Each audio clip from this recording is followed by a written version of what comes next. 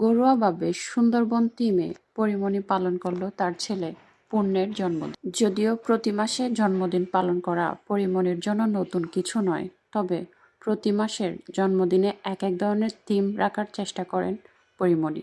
এবারও তার ব্যতিক্রম করেননি পরিমণি। ছেলে পূর্ণের 2 বছর পূর্ণ হওয়া উপলক্ষে সুন্দরবন থিমে জন্মদিনের আয়োজন করেন পরিমণি।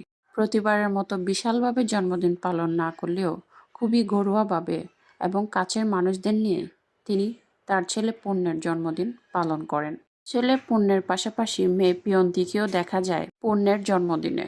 তবে কি মেয়ে পিয়ন্তিকে খুব শীঘ্রই সকলের সামনে আনতে চলেছে পরিমণি? সে যাই হোক, একটা কথা না বললেই নয়, পরিমণি মা হিসেবে সেরার সেরা। ছেলে পূর্ণ এবং মেয়ে প্রিয়ন্তীকে ঘিরেই যেন পরিমণির বেঁচে থাকা। একজন ভালো মা হিসেবে পরিমণি তার ছেলে এবং মেয়েকে আগলে রাখুক সারা জীবন।